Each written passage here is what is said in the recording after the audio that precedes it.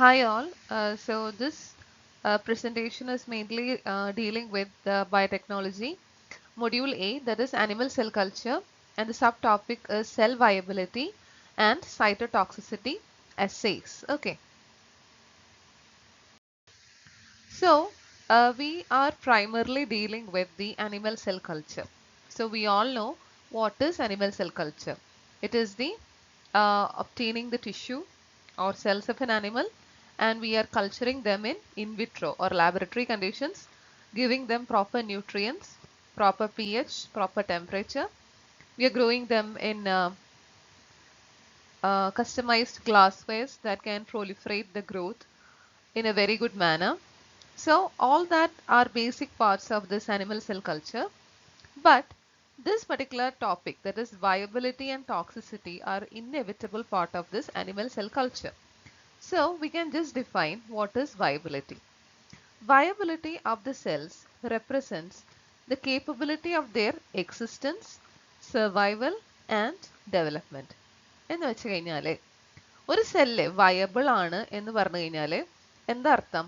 എനിക്ക് വയബിൾ ആയിട്ടുള്ള സെൽസിനെയാണ് കിട്ടിയിട്ടുള്ളത്, അല്ലെങ്കിൽ ഞാൻ അനിമൽ സെൽ കൾച്ചർ വഴി എനിക്ക് കിട്ടിയിട്ടുള്ള സെൽസ് ഒക്കെ വയബിൾ ആണെന്ന് പറഞ്ഞു കഴിഞ്ഞാൽ അവര് വളരെയധികം ഹെൽത്തി ആണ് എന്ന് വെച്ചാൽ അവർക്ക് അവരുടെ എക്സിസ്റ്റൻസിനെ കുറിച്ചും ആ സെൽസിന്റെ സർവൈവൽ പാറ്റേണും അതിന്റെ ഡെവലപ്മെന്റ് ഒക്കെ ഒരു പർട്ടിക്കുലർ രീതിയിൽ സെറ്റ് ആയിട്ട് ഉണ്ടാകും നമ്മൾ പ്രൊവൈഡ് ചെയ്തിട്ടുള്ള കണ്ടീഷൻസ് ഒക്കെ കറക്റ്റ് ആണെങ്കിൽ. അപ്പോൾ നമുക്ക് പറയാൻ പറ്റും അവർ ഹെൽത്തി ആണ്, അവർക്ക് സർവൈവ് ചെയ്യാൻ പറ്റുന്നുണ്ട്. സർവൈവ് ചെയ്യാൻ മാത്രമല്ല അവർക്ക് ഡെവലപ്പ് ചെയ്യാനും പറ്റുന്നുണ്ട്. So that all measures the viability of the cells. So viability of the cells represents the capability of their existence, survival and development. ഇനി what is cytotoxicity? Cyto എന്ന് പറഞ്ഞ സെല്ല്, toxicity എന്ന് പറഞ്ഞ toxic.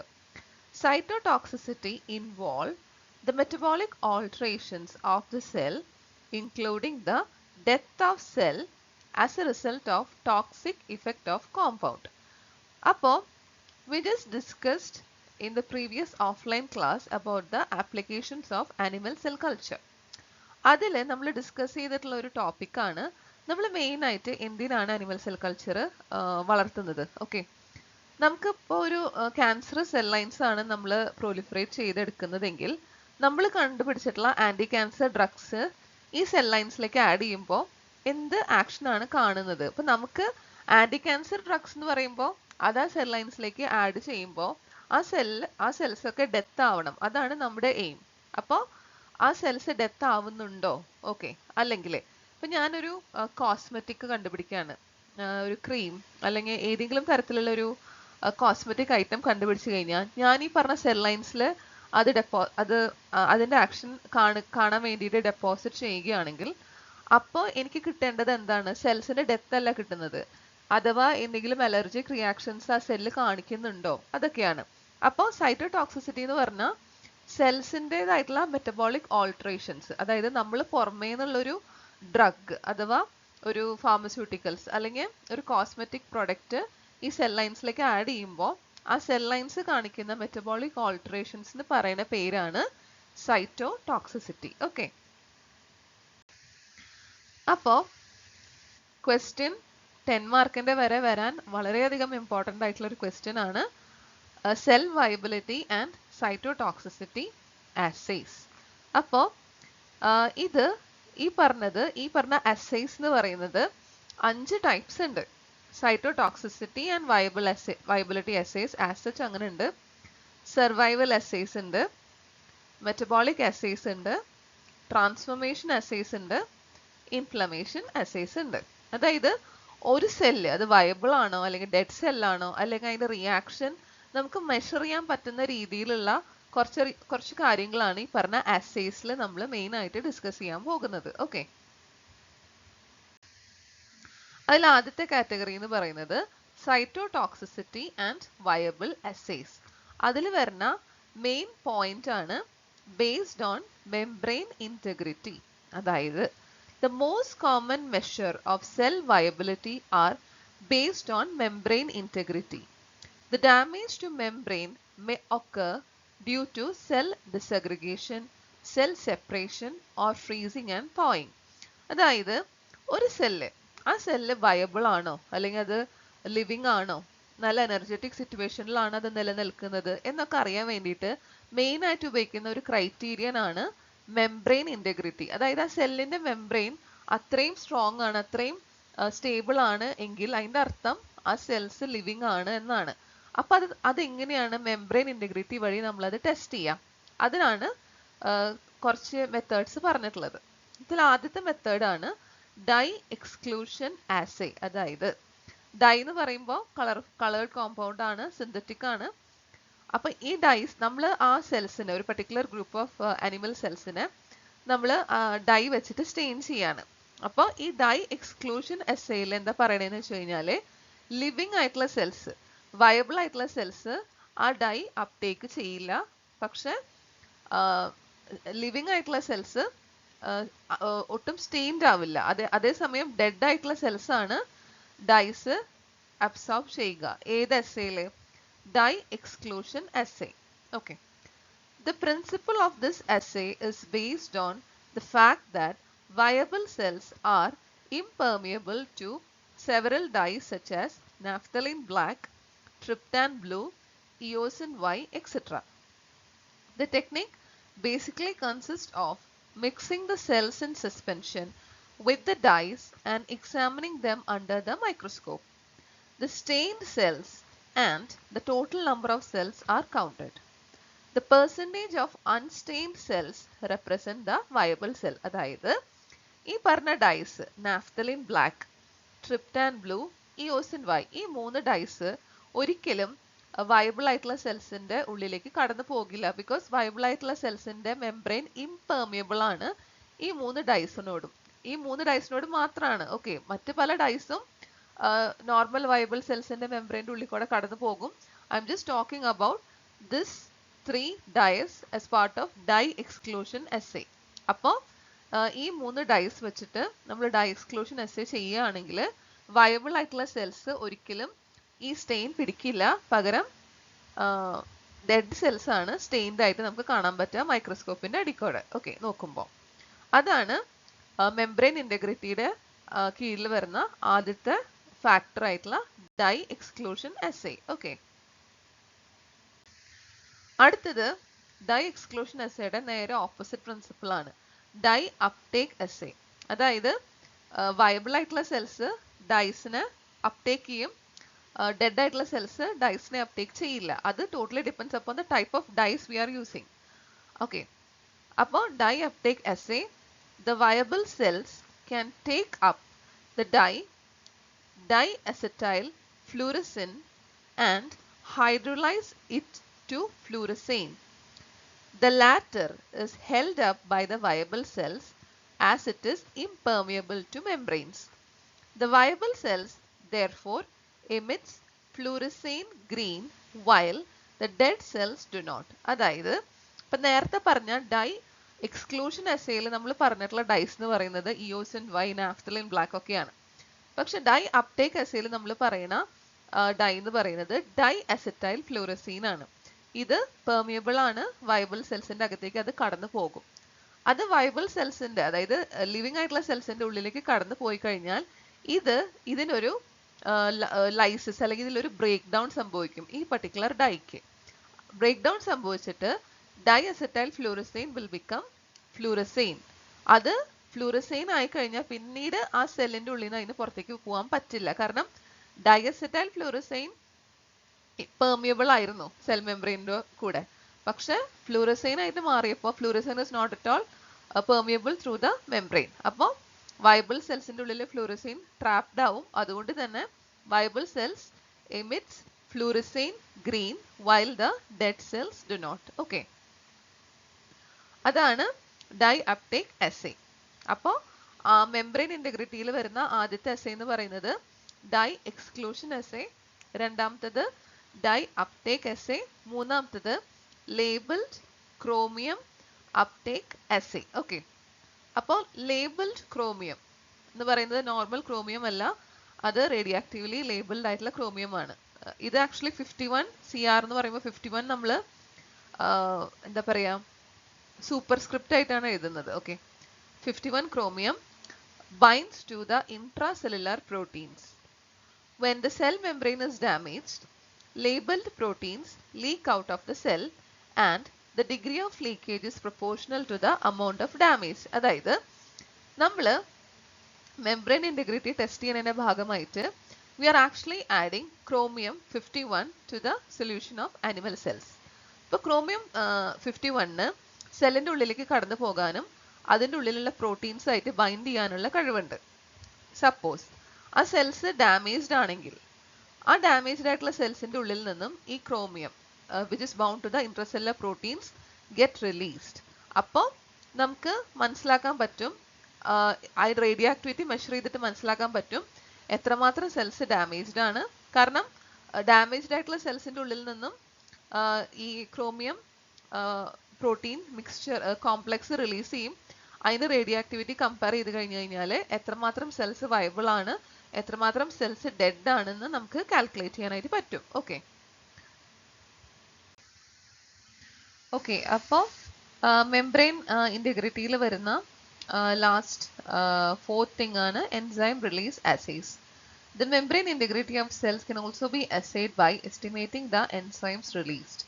Lactate dehydrogenase has been the most widely used enzyme for this particular purpose. എന്ന് പറഞ്ഞു കഴിഞ്ഞാൽ lactate dehydrogenase complex അതൊരു ഒറ്റ എൻസൈം അല്ല, അത് 3 മെയിൻ എൻസൈം കൺസിസ്റ്റ് ചെയ്യുന്നൊരു എൻസൈം കോംപ്ലക്സ് ആണ്. അപ്പോൾ എൻസൈംസ് റിലീസ് ചെയ്യാണ്, അതായത് ഇൻട്രാസെല്ലുലർലി ബൗണ്ട് ആയിട്ടുള്ള എൻസൈംസ് ലാക്ടേറ്റ് ഡീഹൈഡ്രോജനേസ് പോലെ ഒരു കോംപ്ലക്സ് എൻസൈം സബ് യൂണിറ്റ് സെല്ലിന്റെ പുറത്തേക്ക് റിലീസ് ചെയ്യുകയാണെങ്കിൽ അതിന്റെ അർത്ഥം ആ സെൽസ് ഡെത്ത് ആയതാണ് അല്ലെങ്കിൽ ലൈസിസ് സംഭവിച്ചതാണ് എന്നാണ്. അപ്പോൾ സൊല്യൂഷനിൽ കാണുന്ന ലാക്ടേറ്റ് ഡീഹൈഡ്രോജനേസിന്റെ പ്രസൻസ് എന്ന് പറയുന്നത് it is actually proportional to the number of dead cells in the solution. Okay, അപ്പൊ നമുക്ക് ആ ഒരു കമ്പാരിസൺ കിട്ടും, എത്രമാത്രം സെൽസ് വയബിൾ ആണ്, എത്രമാത്രം സെൽസ് ഡെഡ് ആണ് എന്ന ഒരു മെഷർമെന്റ് കിട്ടും. Next cytotoxicity and cell viability assaysലുള്ള രണ്ടാമത്തെ പോർഷൻ ആണ് ബേസ്ഡ് ഓൺ സെല്ലുലാർ റെസ്പിറേഷൻ. അപ്പൊ അവിടെ നമുക്കറിയാം ലിവിങ് ആയിട്ടുള്ള സെൽസ് റെസ്പിറേഷൻ നടത്തും. റെസ്പിറേഷൻ എന്ന് പറയുമ്പോൾ നമുക്കറിയാം ഓക്സിജൻ ഇൻടേക്ക് ചെയ്യുക, കാർബൺ ഡൈ ഓക്സൈഡ് പ്രൊഡ്യൂസ് ചെയ്യുക, എക്സേൽ ചെയ്യുക. അപ്പൊ നമുക്ക് ഈതർ ഓക്സിജന്റെ അപ്ടേക്ക് അല്ലെങ്കിൽ കാർബൺ ഡൈ ഓക്സൈഡിന്റെ പ്രൊഡക്ഷൻ മെഷർ ചെയ്തിട്ട് അതുവഴി വയബിൾ ആയിട്ടുള്ള സെൽസിന്റെ കൗണ്ട് നമുക്ക് ഡെഡ്യൂസ് ചെയ്യാനായിട്ട് പറ്റും. Okay, then cell viability and cytotoxicity assayയിൽ വരുന്ന മൂന്നാമത്തെ പോയിന്റ് ആണ് based on colorimetric assays. A good correlation between the cell number and colorimetric assay has been observed, such as protein content, അതായത് ഒരു cell number of cells ഉണ്ട്, അപ്പൊ അതിൽ എത്രമാത്രം protein content ഉണ്ട് എന്ന് നമുക്ക് മെത്തിലൈൻ ബ്ലൂ വെച്ചിട്ട് എസ്റ്റിമേറ്റ് ചെയ്യാൻ പറ്റും. അല്ലെങ്കിൽ ആ പോപ്പുലേഷൻ ഓഫ് സെൽസിൽ ഓരോ സെല്ലിന്റെ ഉള്ളിലും ലൈസോസോമും ഗോൾജി കോംപ്ലക്സും ഉണ്ടാകും. അപ്പൊ അവരുടെ ആക്ടിവിറ്റി നമുക്ക് ന്യൂട്രൽ റെഡ് വെച്ചിട്ട് എന്താ പറയാ എക്സാമിൻ ചെയ്യാൻ പറ്റും. അങ്ങനെ നമുക്ക് ഇൻഡയറക്ട്ലി സെൽ നമ്പർ കാൽക്കുലേറ്റ് ചെയ്യാൻ പറ്റും depending upon this colorimetric assays. Okay, ഇതിന്റെ ഒരു ഡിസഡ്വാൻറ്റേജ് എന്ന് പറയുന്നത് both viable as well as dead cells can be stained by this sort of stains. Okay, പക്ഷെ എക്സാക്ട് സെൽ നമ്പർ നമുക്ക് കിട്ടാൻ ഈ കളറിമെട്രിക് assays ഒരുപാട് ഹെൽപ്ഫുൾ ആണ്. ഓക്കെ, അടുത്തത് ബേസ്ഡ് ഓൺ ലൂമിനിസൻസ് ടെസ്റ്റ് എന്ന് വെച്ചാൽ ലൈറ്റ് എമിറ്റ് ചെയ്യുന്ന ടെസ്റ്റ്. അപ്പം based on luminescence test the viability of cells can be measured with good sensitivity by estimating the ATP levels by luminescence based test. അതായത് ATP, അതായത് നമുക്കറിയാം mitochondria എന്ന് പറയുന്നത് power house of സെല്ലാണ്. അപ്പോൾ mitochondria വഴി ATP generate ചെയ്യുന്നത് viable cells ആയിരിക്കും. അങ്ങനെ ATP ജനറേറ്റ് ചെയ്ത് കഴിഞ്ഞാൽ നമുക്ക് അതിനെ ഡിറ്റക്ട് ചെയ്യാൻ വേണ്ടിയിട്ട് നമ്മളൊരു സബ്സ്ട്രേറ്റ് ആഡ് ചെയ്യുന്നുണ്ട്. ആ സബ്സ്ട്രേറ്റിന് മുകളിൽ ആക്ട് ചെയ്യുന്ന എൻസൈമും പ്രൊവൈഡ് ചെയ്യുന്നുണ്ട്. അപ്പോൾ ATP ഉണ്ടെങ്കിൽ മാത്രം it will bind with the substrate D-luciferin in the presence of oxygen, and this reaction is catalyzed by a luciferase enzyme, and we'll get this ATP will be splitting to AMP plus 2PI plus carbon dioxide plus light.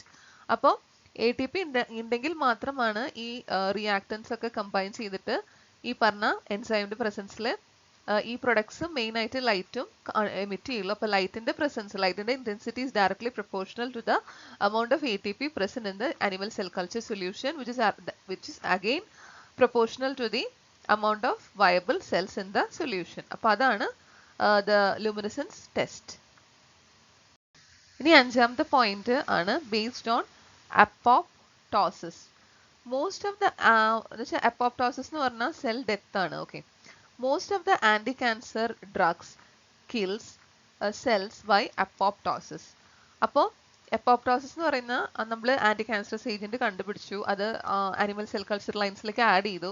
അപ്പം നമുക്ക് കിട്ടിയേക്കാവുന്ന ആ ഒരു result എന്ന് പറയുന്നത് cells lies ചെയ്യും, സെൽസിന് death സംഭവിക്കും by apoptosis. അതായത് മൊത്തത്തിലൊരു സെൽ ഡെത്ത് ആണ്. അപ്പോൾ സെൽ ഡെത്തിനെ നമുക്ക് എങ്ങനെ അനലൈസ് ചെയ്യാൻ പറ്റും, അല്ലെങ്കിൽ ഈ പറഞ്ഞ അപ്പോപ്റ്റോസിസിനെ നമുക്ക് എങ്ങനെ ഡിറ്റക്ട് ചെയ്യാൻ പറ്റും? Apoptosis can be detected by the ways such as changes in morphology. വീണ്ടും നമുക്ക് മൈക്രോസ്കോപ്പി വഴി ഡിറ്റക്ട് ചെയ്യാൻ വിഷ്വലൈസ് ചെയ്ത് നോക്കിക്കഴിഞ്ഞാൽ നോർമൽ സെൽസിന് ഒരു സ്ഫെറിക്കൽ മോർഫോളജി ആണെങ്കിൽ തികച്ചും ഒരു ഡിഫറെൻറ്റ്, ഒരു ലൈറ്റിക് നടന്നിട്ടുള്ള, ഒരു പൊട്ടിത്തെറി നടന്നിട്ടുള്ള പോലത്തെ ഒരു മോർഫോളജി ആയിരിക്കും ഈ പറഞ്ഞ അപ്പോപ്റ്റോസിസ് സംഭവിച്ചിട്ടുള്ള സെൽസിന്. അപ്പോൾ അതുവഴി നമുക്ക് എത്രമാത്രം സെൽസ് ഡെത്ത് സംഭവിച്ചിട്ടുണ്ട്, എത്രമാത്രം സെൽസ് സ്റ്റിൽ വയബിൾ ആണെന്ന് നമുക്ക് മനസ്സിലാക്കാൻ പറ്റും ബേസ്ഡ് ഓൺ അപ്പോപ്റ്റോസിസ്. ഓക്കെ. ഇനി അടുത്തതെന്ന് പറയുന്നത് ആദ്യത്തെ കാറ്റഗറി എന്താണ്? Cell viability and cytotoxicity assays. അടുത്തത് സർവൈവൽ ആസേസ്. എന്തിനാണ് നമ്മൾ നേരത്തെ പറഞ്ഞു സെൽ വൈബിലിറ്റി ആൻഡ് സൈറ്റോടോക്സിസിറ്റി ആസേസിൽ തന്നെ ഒരുപാട് കാര്യങ്ങൾ പറയുന്നുണ്ട്. പിന്നെ എന്തിനാണ് നമ്മൾ സർവൈവൽ ആസേസിലേക്ക് പോകുന്നത്? അതാണ് ഇപ്പോൾ പറയാൻ പോകുന്നത്. Survival ആസേസ്. The test described above എന്ന് പറഞ്ഞാൽ ഇതിന് മുന്നേ ഡിസ്കസ് ചെയ്തിട്ടുള്ള test is mainly used for the measurement of cell viability and cytotoxicity. But those tests that we discuss now are actually short term and they identify the dead or live cells at the time of assay. Many times when the cells are subjected to toxicity, that is exposed to drugs or radiations, the effects are not immediate but may be observed after several hours or sometimes even days. The assays based on the survival of cells, that is the retention of regenerative capacity or reproductive integrity are preferred. അതായത് നമ്മൾ ഇതുവരെ discuss ചെയ്തിട്ടുള്ള കാര്യങ്ങൾ എന്ന് പറയുന്നത് main ആയിട്ട് membrane integrity നോക്കി, പിന്നെ ഈ പറഞ്ഞ പോലെ തന്നെ കളറിമെട്രിക് അസേ നോക്കി, റെസ്പിറേഷൻ റേറ്റ് നോക്കി. അതൊക്കെ വളരെയധികം ഹെൽപ്ഫുൾ ആണ് ഒരു സെല്ല് ആ ഒരു പർട്ടിക്കുലർ മൊമെന്റിൽ ഡെഡ് ആണോ അലൈവ് ആണോ എന്ന് നമുക്ക് കൗണ്ട് ചെയ്യാൻ വേണ്ടിയിട്ട്. പക്ഷേ ടെസ്റ്റുകൾ എന്താ പറയണതെന്ന് വെച്ച് കഴിഞ്ഞാൽ നമ്മളൊരു അനിമൽ സെൽ കൾച്ചറിന് ഒരു ഡ്രഗ് കൊടുക്കുകയാണ്, അല്ലെങ്കിൽ ഒരു റേഡിയേഷൻ കൊടുക്കുകയാണ്, അല്ലെങ്കിൽ എന്തെങ്കിലും ഒരു ഏജന്റ് നമ്മൾ ആഡ് ചെയ്യാണ്. അപ്പം അതിന്റെ ഇഫക്റ്റ് എന്ന് പറയുന്നത് അപ്പം തന്നെ കാണിച്ചു എന്ന് വരില്ല. അത് കാണിക്കാൻ ഒരുപാട് മണിക്കൂറുകൾ അല്ലെങ്കിൽ ഒരുപാട് ദിവസങ്ങൾ വരെ വെയിറ്റ് ചെയ്യേണ്ടി വരും. അപ്പോൾ ആ സമയത്ത് ചിലപ്പോൾ ലിവിങ് ആയിട്ടുള്ള സെൽസ് പറഞ്ഞ 2 ദിവസം കഴിഞ്ഞ് കഴിഞ്ഞാൽ ചിലപ്പോൾ ഡെത്ത് ആകും. അപ്പോൾ നമ്മൾ ഡിസൈൻ ചെയ്യേണ്ട അസേസ് എന്ന് പറയുന്നത് അത്രയും എന്താ പറയാ പെർഫെക്റ്റ് ആയിരിക്കണം. അപ്പൊ അങ്ങനെ വരുന്ന, അതായത് ഈ പറഞ്ഞ സെൽസ് ഇത്രയും ഏജൻസ് ആഡ് ചെയ്തിട്ടും അതിന് സർവൈവ് ചെയ്യാൻ പറ്റുന്നുണ്ടോ, സർവൈവ് ചെയ്യാൻ പറ്റുന്നുണ്ടെങ്കിൽ തന്നെ ഏത് രീതിയിലാണ് സർവൈവ് ചെയ്യുന്നത്, അങ്ങനെയുള്ള അസേസിനെയാണ് സർവൈവൽ അസേസ് എന്ന് പറയുന്നത്. That is the assays based on the survival of cells. അതായത് സർവൈവ് ചെയ്യാന്ന് പറയുമ്പോൾ അതിന്റെ ഇൻഡയറക്റ്റ് മീനിങ് എന്ന് പറഞ്ഞാൽ റിറ്റൻഷൻ ഓഫ് റീജനറേറ്റീവ് കപ്പാസിറ്റി. അതായത് ആ സെല്ല് ഇപ്പോൾ എന്തെങ്കിലും രീതിയിലൊരു ഡാമേജ് അതിന് ചെറിയ രീതിയിൽ സംഭവിച്ചാൽ പോലും ആ സെൽസിന് ആ ഒരു ചെറിയ ഡാമേജ് സംഭവിച്ചിട്ടുള്ള സെല്ലിൽ നിന്നും വീണ്ടും പഴയ ഒരു വൈബിൾ ആയിട്ടുള്ള സെൽസ് ആകാനുള്ള കപ്പാസിറ്റി, അതാണ് റീജനറേറ്റീവ് കപ്പാസിറ്റി എന്ന് പറയുമ്പോൾ ഉദ്ദേശിക്കുന്നത്. അത് ഈ പർട്ടിക്കുലർ സെൽസ് റീറ്റെയിൻ ചെയ്യുന്നുണ്ടോ, അല്ലെങ്കിൽ അതിന്റെ റീപ്രൊഡക്റ്റീവ് ഇന്റഗ്രിറ്റി, അതായത് ഒരു സെല്ല് രണ്ടാകുന്നു, ആ ഒരു പ്രോപ്പർട്ടി സ്റ്റിൽ മെയിൻറ്റെയിൻ ചെയ്യുന്നുണ്ടോ എന്നൊക്കെയാണ് ഇതിൽ നോക്കുന്നത്. ഓക്കെ. അപ്പോൾ സർവൈവൽ അസേയിൽ വരുന്ന ആദ്യത്തെ കാര്യം എന്ന് പറയുന്നത് ക്ലോണോജെനിക് അസേ. അപ്പോൾ നമ്മളിത് വായിച്ച് നോക്കണേക്കാട്ടും മുന്നേ we can directly go into an understanding of what this clonogenic assay actually means. Okay. അപ്പോൾ നമ്മുടെ കയ്യിൽ ഒരുപാട് ടെസ്റ്റ് ട്യൂബ്സ് ഉണ്ട്. ഓക്കെ. ആ ടെസ്റ്റ് ട്യൂബ്സ് അല്ലെങ്കിൽ പെട്രി ഡിഷസിൽ നമ്മുടെ കയ്യിൽ ഈക്വൽ കോൺസെൻട്രേഷനിലുള്ള ആനിമൽ സെൽ കൾച്ചർ ആണ് ഇതിലുള്ളത്. അപ്പം അതിലേക്ക് നമ്മൾ എക്സ്പെരിമെന്റൽ ആയിട്ടുള്ള ഒരു ഡ്രഗ് ആഡ് ചെയ്യാണ് ഈ ആനിമൽ സെൽ കൾച്ചറിൽ. അപ്പോൾ ആഡ് ചെയ്യുന്ന ഡ്രഗിന്റെ കോൺസെൻട്രേഷൻ വേരി ചെയ്തുകൊണ്ടിരിക്കും. ഇപ്പോൾ 2 ഗ്രാം, 4 ഗ്രാം, 6 ഗ്രാം, അങ്ങനെ ഒരു 2ന്റെ മൾട്ടിപ്പിളോട് കൂടി ഒരു ഇൻക്രീസിങ് ഓർഡറിലാണ് ഞാൻ ഈ ഡ്രഗ് ആഡ് ചെയ്യുന്നത്. അപ്പോൾ ഈ ഡ്രഗും അനിമൽ സെൽ കൾച്ചറും തമ്മിൽ ഇന്ററാക്ഷൻ നടക്കും. എന്നിട്ട് ഞാൻ ഒരു 24 മണിക്കൂർ നേരത്തേക്ക് എക്സ്പോസ്ഡ് ആക്കാണ് ഈ അനിമൽ സെൽ കൾച്ചറിനെ ഈ ഡ്രഗ് ആയിട്ട്, വേരിയിങ് കോൺസെൻട്രേഷനിലുള്ള ഡ്രഗ് ആയിട്ട്. അതിനുശേഷം ഞാൻ നടത്തുന്ന പ്രോസസ്സ് എന്ന് പറയുന്നത് ട്രിപ്സിനൈസേഷൻ ആണ്. ട്രിപ്സിനൈസേഷൻ. ഓക്കെ, ട്രിപ്സ് എന്ന് പറയുന്നത് ഒരു എൻസൈം ആണ്. ഓക്കെ, എന്തിനാ ഞാൻ ട്രിപ്സിനൈസേഷൻ നടത്തണേന്ന് വെച്ച് കഴിഞ്ഞാൽ ഈ പറഞ്ഞ അനിമൽ സെൽ കൾച്ചർ ഈ ഡ്രഗ് ആയിട്ട് 24 മണിക്കൂർ റിയാക്ട് ചെയ്ത് കഴിഞ്ഞു കഴിഞ്ഞാൽ ആ സെൽസ് ഒക്കെ ക്ലംപ്ഡ് ആവും, ഒരു അഗ്രിഗേറ്റഡ് ആവും, കൂടിച്ചേരും. അപ്പൊ എനിക്ക് റിസൾട്ട് കിട്ടണമെങ്കിൽ ആ സെൽസിനെ എനിക്ക് സെപ്പറേറ്റ് ആയി കിട്ടണം, അത് അല്ലെങ്കിൽ ഡിസ്അഗ്രിഗേറ്റ് ആയി കിട്ടണം. അതിന് വേണ്ടിയിട്ടാണ് ഞാൻ ട്രിപ്സിനൈസേഷൻ പ്രോസസ് ചെയ്യുന്നത്. അപ്പൊ അതുവഴി സെൽസിനെ എനിക്ക് സെപ്പറേറ്റ് ആയി കിട്ടി. അതിനുശേഷം ഞാൻ സെൽസിനെ സീഡ് ചെയ്യും. സീഡ് ചെയ്യാന്ന് പറഞ്ഞു കഴിഞ്ഞാൽ എനിക്ക് സെപ്പറേറ്റ് ആയിട്ട് കിട്ടിയിട്ടുള്ള സെൽസിനെ ഞാനൊരു ന്യൂട്രിയൻ മീഡിയത്തിലേക്ക് സ്പ്രെഡ് ചെയ്തിട്ട് അതിനൊരു ഇൻക്യുബേറ്റ് ചെയ്യാൻ വെക്കും. അതായത് ഓൾറെഡി ട്രിപ്സിനൈസേഷൻ ചെയ്ത് കഴിഞ്ഞിട്ടുള്ള സെപ്പറേറ്റ് ആയി കിട്ടിയിട്ടുള്ള സെൽസിനെ ഞാനൊരു പെട്രി ഡിഷിൽ ന്യൂട്രിയൻ മീഡിയം ഓൾറെഡി ഉള്ള ഒരു കണ്ടീഷനിൽ സ്പ്രെഡ് ചെയ്തിട്ട് വെക്കും ഈ സെൽസിനെ. അങ്ങനെ സ്പ്രെഡ് ചെയ്തിട്ട് ഞാൻ ഇൻക്യുബേറ്റ് ചെയ്യാൻ വെക്കുന്നത്, ഇൻക്യുബേറ്ററിൽ ഇതിനെ ഇൻക്യുബേറ്റ് ചെയ്യാൻ വെക്കുന്നത് എത്ര ദിവസത്തേക്കാണ്? 3 ആഴ്ചത്തേക്കാണ്. ഓക്കെ, അപ്പൊ 3 ആഴ്ച കഴിഞ്ഞാൽ എന്താ സംഭവിക്കാന്ന് വെച്ച് കഴിഞ്ഞാല് ഓരോ സെല്ലും, വയബിൾ ആയിട്ടുള്ള ഓരോ സെല്ലും എന്തുണ്ടാക്കും? സെല്ല് വയബിൾ ആണെങ്കിൽ ആ സെല്ല് കോളനീസ് ഉണ്ടാക്കും. അതായത് ഒരു കുഞ്ഞു സെല്ലായിരുന്നു, അത് പക്ഷെ മൾട്ടിപ്പിൾ ആയിട്ട് ഡിവൈഡ് ചെയ്തു, അങ്ങനെ വലിയൊരു കോളനി ആയി. അതായത് നമ്മൾ 3 ആഴ്ചക്ക് മുന്നേ സീഡ് ചെയ്തിട്ടുള്ള ആ ഒരു സെല്ല്, ഈ പറഞ്ഞ സെല്ല് 3 ആഴ്ച കഴിഞ്ഞു കഴിഞ്ഞാൽ it is becoming a big colony. അപ്പോൾ കോളനിയുടെ നമ്പർ കൗണ്ട് ചെയ്ത് കഴിഞ്ഞാൽ നമുക്ക് കിട്ടുന്ന നമ്പർ എന്ന് പറയുന്നത് exactly the number of viable cells ആണ്. കാരണം ഓരോ വയബിൾ സെല്ലും ഓരോ കോളനി ഉണ്ടാക്കുകയാണ്. 3 ആഴ്ച ഇൻക്യുബേഷൻ കഴിഞ്ഞിട്ട് നമുക്ക് കാണാൻ പറ്റുന്ന കോളനീസ്. അപ്പോൾ അതാണ് നമ്മൾ ക്ലോണോജനിക് എസ്സേയിൽ മെയിൻ ആയിട്ട് ചെയ്യുന്നത്. അതിനുശേഷം നമ്മളൊരു ഗ്രാഫ് പ്ലോട്ട് ചെയ്യാണ്. ഗ്രാഫ് പ്ലോട്ട് ചെയ്തിട്ട് എക്സും വൈ ആക്സിസിൽ, ഒരു ആക്സിസിൽ എത്രമാത്രം സെൽസ് സർവൈവ് ചെയ്തു, മറ്റ് ഒരു ആക്സിസിൽ എത്രമാത്രം കോൺസെൻട്രേഷൻ നമ്മൾ ഈ പറഞ്ഞ എക്സ്പെരിമെന്റൽ ഡ്രഗ് ഉപയോഗിച്ചു. ഓക്കെ, അപ്പൊ അതിനുശേഷം നമുക്ക് കിട്ടുന്ന ഒരു ടെർമിനോളജിയാണ് ഇൻഹിബിറ്ററി കോൺസെൻട്രേഷൻ. ഇൻഹിബിറ്ററി കോൺസെൻട്രേഷൻ എന്ന് പറഞ്ഞാൽ it refers to the drug concentration required to inhibit the viability of cell. അതായത് ഇത്രമാത്രം കോൺസെൻട്രേഷനിൽ ഇത്രമാത്രം സെൽസ് ഡെഡ് ആയി പോയി. ഓക്കെ, അപ്പോൾ IC50 എന്ന് പറയുന്നത് the concentration of drug that is required to lyse or kill 50% of the total population of animal cell culture that we initially took. IC90 എന്ന് പറഞ്ഞാൽ it is the concentration of the experimental drug that is required to kill 90% of the animal cell culture that we initially took. അതായത് നമ്മളുടെ കയ്യിലൊരു 100 cells ആദ്യം ഉണ്ടായിരുന്നു. അപ്പോൾ അതിലെ ഒരു 90 സെൽസിനെയും എന്താ പറയുക, കില്ല് ചെയ്യാൻ പാകത്തിനുള്ള ഏത് കോൺസെൻട്രേഷൻ ആണോ എക്സ്പെരിമെന്റൽ ഡ്രഗിന്റെ, ആ കോൺസെൻട്രേഷൻ നമ്മൾ പറയുന്നതാണ് IC90. ഓക്കെ, അപ്പൊ നമ്മൾ അടുത്ത ഗ്രാഫിൽ, അടുത്ത പേജിൽ, അടുത്ത സ്ലൈഡിൽ ആ ഗ്രാഫ് കാണിക്കുമ്പോൾ നിങ്ങൾക്ക് കുറച്ചും കൂടി ക്ലിയർ ആകും. അപ്പൊ ഈ ഒരു മെത്തേഡ് ക്ലിയർ അല്ലേ? ഓക്കെ, അപ്പൊ അത് തന്നെയാണ് ഇവിടെ എഴുതിയിട്ടുള്ളതും. Okay, we can just directly go to the next slide. അടുത്തത് ആ ഗ്രാഫാണ്. അപ്പൊ ഇവിടെ എന്ന് പറയുന്നത് നമ്മൾ എടുത്തിട്ടുള്ള എക്സ്പെരിമെന്റൽ ഡ്രഗിന്റെ കോൺസെൻട്രേഷൻ, ഇവിടെ എന്ന് പറയുന്നത് സർവൈവൽ ഓഫ് സെൽസ്. അപ്പോൾ ആദ്യം നോക്കുകയാണെങ്കിൽ, അതായത് കോൺസെൻട്രേഷൻ 0 ആയിട്ടുള്ള സമയത്ത് ഒരുപാട് സെൽസ് ഉണ്ടായിരുന്നു അല്ലേ? അപ്പോൾ കോൺസെൻട്രേഷൻ കൂടുന്തോറും സെൽസിന്റെ എമൗണ്ട് കുറയാ ചെയ്യുന്നത്.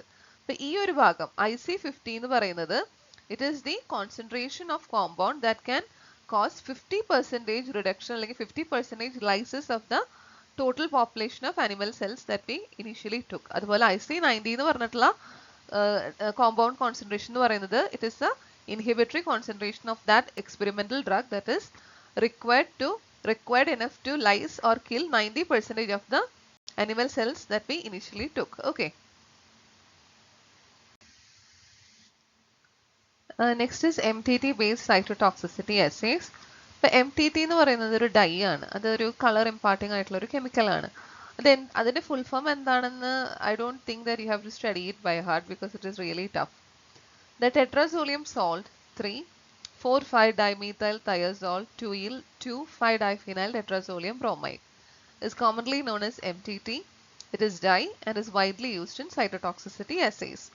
നിങ്ങൾക്ക് മനസ്സിലാക്കേണ്ട ഒരു രീതി എന്ന് പറയുന്നത് MTT is mainly used in cytotoxicity assays എന്ന് മാത്രമാണ്. ഓക്കെ, ഇനി MTT assay protocol എങ്ങനെയാണ്?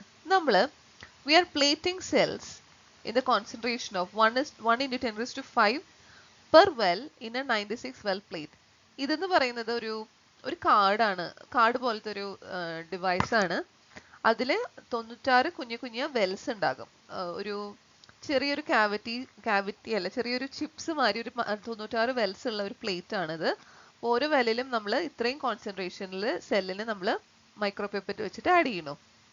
അതിനുശേഷം നമ്മൾ ഇൻക്യുബേറ്റ് ചെയ്യാണ് 24 hours. അപ്പോൾ ആ സെൽസ് മൾട്ടിപ്ലൈ ചെയ്യും. ഓക്കെ, അപ്പോൾ അതിനുശേഷം നമ്മൾ ആ ഓരോ സെല്ലിലേക്കും നമ്മൾ MTT സൊല്യൂഷൻ ആഡ് ചെയ്യാണ്. എന്നിട്ട് 4 മണിക്കൂർ നേരത്തേക്ക് ഇൻക്യുബേറ്റ് ചെയ്യണം. അപ്പോൾ കളർ റിയാക്ഷൻ അറിയണമെങ്കിൽ MTTയുടെ കൂടെ മറ്റൊരു റിയേജന്റ് കൂടി ആഡ് ചെയ്യണം. അതാണ് DMSO, അതായത് ഡൈമീഥൈൽ സൾഫോക്സൈഡ് ആഡ് ചെയ്തിട്ട് we are actually covering the plate and it is kept in dark for 2 hours. അപ്പോൾ പ്ലേറ്റ് കവർ ചെയ്യുന്നത് വഴി 2 മണിക്കൂർ ഡാർക്കിൽ വെക്കുന്നത് വഴിയായിട്ടാണ് കളർ റിയാക്ഷന് കാരണമായിട്ടുള്ള ഫോർമസാൻ ക്രിസ്റ്റൽസ് പ്രസിപ്പിറ്റേറ്റ് ചെയ്തിട്ട് കാണുന്നത്, കളർ റിയാക്ഷൻ കാണുന്നത്. അപ്പോൾ അതിൻ്റെ ഇൻറ്റൻസിറ്റി ഓഫ് കളർ നമ്മൾ സ്പെക്ട്രോഫോട്ടോമീറ്ററിൽ വെച്ചിട്ട് ഒബ്സർവ് ചെയ്യുന്നു. അപ്പോൾ നമുക്ക് ഈ പറഞ്ഞ MTT തരുന്ന കളറും സെല്ലിന്റെ വയബിലിറ്റി തമ്മിൽ ഒരുപാട് ബന്ധമുണ്ട്. So by noticing the intensity of color by this MTT assay we can have a direct measure of the cell viability. Okay,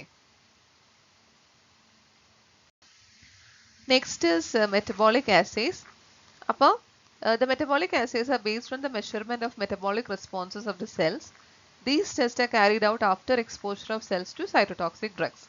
Appo cells cytotoxic cellsine lyse ചെയ്യുന്ന drugs ആയിട്ട് cells exposed ആണെങ്കിൽ definitely അതിന്റെ metabolism affected ആകും.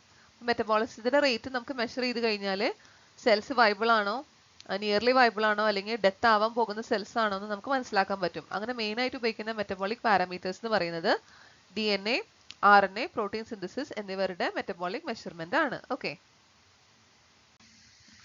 അടുത്തത് transformation അസേസ്. The following are the commonly used assays for transformation. അതായത് നമ്മൾ ജനറ്റിക്സിൽ പഠിച്ച പോലെ ട്രാൻസ്ഫോർമേഷൻ, എന്താ പറയുക, കോൺജുഗേഷൻ, ട്രാൻസ്ഡക്ഷൻ, അങ്ങനെ പറഞ്ഞ മാതിരി ഈ പറഞ്ഞ പോലെ അനിമൽ സെൽസിനും പല രീതിയിലുള്ള ട്രാൻസ്ഫോർമേഷനും പോസിബിൾ ആണ്. നമ്മൾ പുറമേ നിന്നും എന്തെങ്കിലും തെറാപ്യൂട്ടിക് അല്ലെങ്കിൽ എക്സ്പെരിമെന്റൽ ഡ്രഗ് ആഡ് ചെയ്യുമ്പോൾ അങ്ങനെയുള്ള ട്രാൻസ്ഫോർമേഷനെ നമുക്ക് അനലൈസ് ചെയ്ത് നോക്കാൻ പറ്റും സെൽ വൈബിലിറ്റിയുടെയും സൈറ്റോടോക്സിസിറ്റിയുടെയും ഭാഗമായിട്ട്. അപ്പോൾ ഏത് രീതിയിലാണ് ട്രാൻസ്ഫോർമേഷൻ നമുക്ക് നോക്കേണ്ടത് എന്ന് പറഞ്ഞു കഴിഞ്ഞാൽ 2 എക്സാമ്പിൾസ് ആണ്. ഒന്ന് ആങ്കറേജ് ഇൻഡിപെൻഡൻസ്, അതായത് ഒരു പക്ഷേ നമ്മൾ സ്റ്റാർട്ട് ചെയ്തിട്ടുള്ള സ്റ്റേജിൽ ആങ്കേർഡ്, അതായത് ഒരു സബ്സ്ട്രേറ്റ് ആയിട്ട് ഒട്ടിപ്പിടിച്ച് നടക്കുന്ന ഒരു സെല്ലായിരുന്നു, പക്ഷെ അതിന് മാറ്റം വന്നു. അപ്പൊ അതിന്റെ ഭാഗമായിട്ട് അത് ആങ്കറേജ് ഇൻഡിപെൻഡന്റ് ആയി, അതായത് അതിനൊരു എന്താ പറയുക, ഒരു സബ്സ്ട്രേറ്റ് ആയിട്ട് സ്റ്റിക്ക് ചെയ്യാണ്ടും ഇറ്റ് ക്യാൻ ഗ്രോ. ഓക്കെ, അപ്പോൾ അതാണ് ആങ്കറേജ് ഇൻഡിപെൻഡൻസ്.